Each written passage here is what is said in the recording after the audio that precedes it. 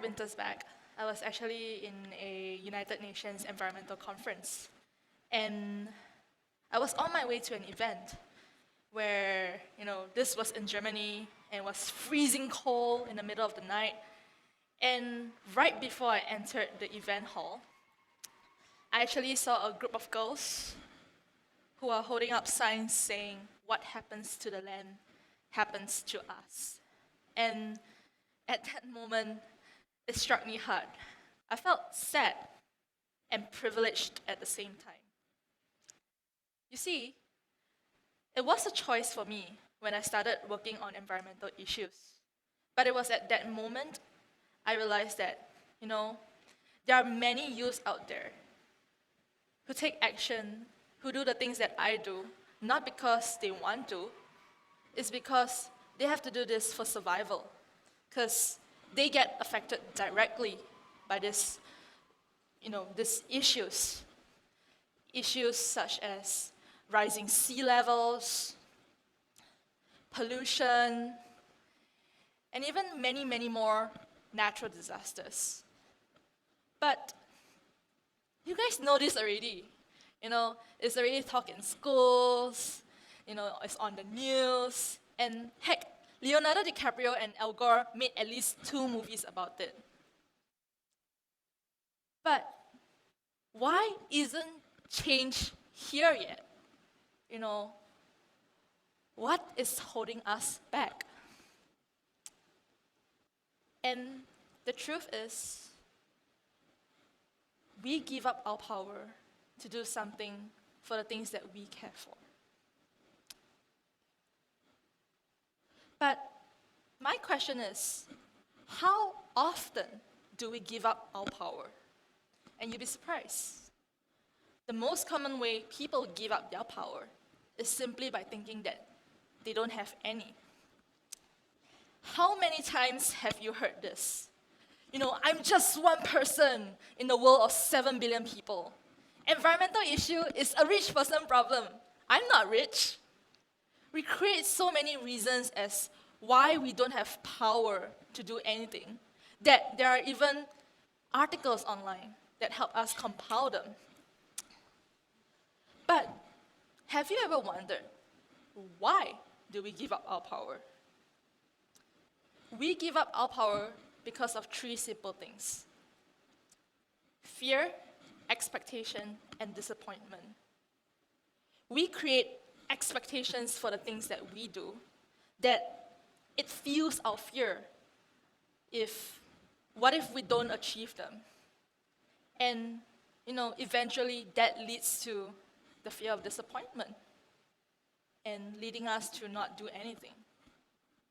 Because if we don't do anything, we don't have to fear, we don't have to create the expectation, we don't have to fear that disappointment. We don't have to do all those. We don't have to put ourselves through that cycle. It's a vicious cycle, and I feel it every day because I have expectations for myself. And such that, sometimes I end up procrastinating because I have that fear of disappointing myself. But at the end of the day, we all still have to do what we do, right? And I still do what I do. But why? Why do I still do what I do? It's not as if I won't get disappointed or I have the answers to climate change. Why do I still do what I do? Which is why I would like to introduce this theory that I practice on a daily basis, and it's also the reason why I do what I do. I like to call it the shit theory. So, theory 1. If you shit, you wouldn't want someone to smell your shit, right? Same goes for the environment. If I created a mess, or I am part of the system that creates it, why would I not clean up after myself? Why wait for someone else to do something about it, or even save us? But there are days, my brain will like to think like, it's not me, I'm not the one that is creating it, I'm very environmentally friendly. It's the big companies that are creating it, which leads me to theory 2. If someone shits in your toilet, and for whatever devil reasons, they decide not to flush, even though you have reminded them to, would you let the shit be and not flush it at all? You wouldn't. Although you can remind people to flush, but if the shit is still there, you wouldn't let it be, let it stink up your house. You would flush it. So why should I not do anything even though I am not the one causing this environmental issue? Just because there is shit that's happening in the world doesn't mean I have to let it continue smelling. If I can do something about it, why not? You see? Also, if you remind someone long enough to flush, someone is gonna flush. And sometimes, you don't even have to say anything. So if you take daily actions in reducing your carbon footprint, the people around you will notice. So this is a true story. Sometimes when I hang out with my friends, right, and then, they start using disposables, and then when they see me and I happen to be there, they'll just start apologizing for no reason, even though I never say anything. They will just start by saying, oh my God, I'm so sorry I'm using disposables. I know, it's so bad for the environment, and the sea turtles are dying, and I'm so sorry I'm using this, blah, blah, blah, blah, blah, blah, blah, blah, blah. You see, people know about what's going on. They aren't blind. They know what is happening around the world. But sometimes, all they need is this little encouragement for them to be empowered to do something. And if all else fails, just remember that every time you shit, you need to flush. And when you flush, it's a flush. If you take actual actions continuously to reduce your carbon emission, it's still action, no matter how small, or despite how shitty you think the world is. Every flush matters. Every action matters, no matter how small you think it is. Remember the silent protest girls that I shared earlier on? Back to that incident, right after that, I was walking back to the train station, and I bumped into a friend. And then, he was asking me, oh, you're leaving the party so soon? And then I shared with him I wasn't feeling up to it, and, how I felt after seeing those girls. How fortunate we are to be in this community, to be able to, fight for this planet. And I remember myself saying that I don't think we deserve to party. What's the point of us doing what we do when we don't see the impact? And what's the point of this party? And what he said to me next is something that I would never ever forget. He said, to have you leave and to reflect on your actions, your impact, and then your privilege, and then you retelling me all what you felt during then,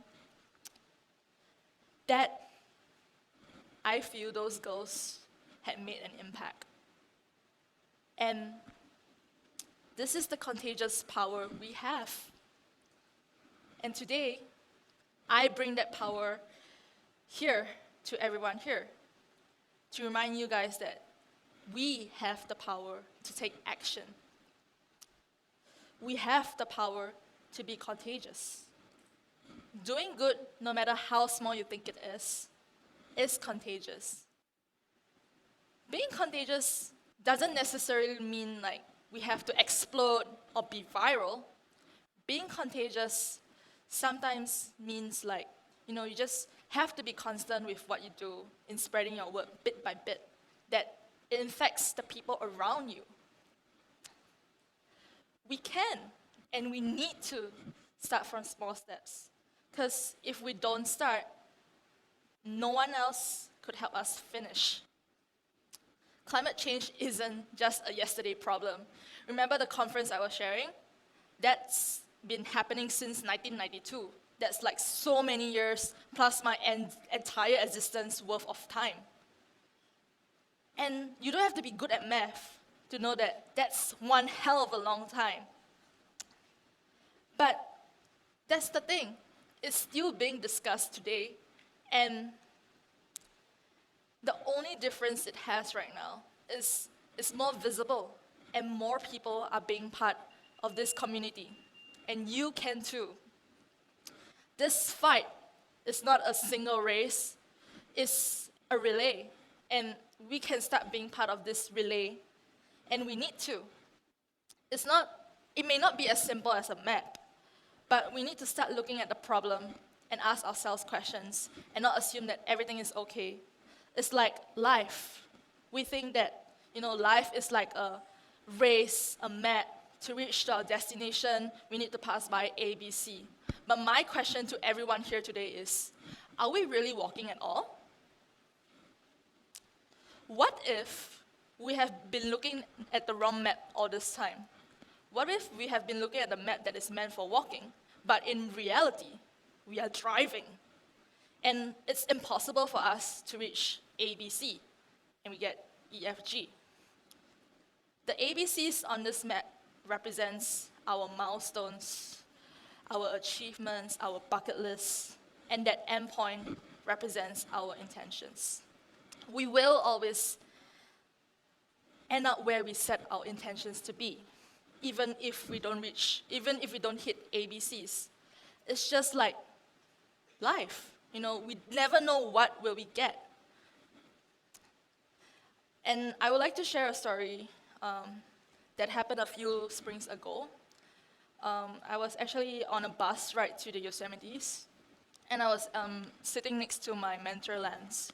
So Lance and I were just sitting in this bus, going through all this beautiful beautiful mountains, and we're talking about, we're having a chat about how beautiful the place is, and slowly that conversation escalated from how beautiful the place is, and how I was worried about climate change, how it would affect us, and how, this place might not exist in the next 10 years.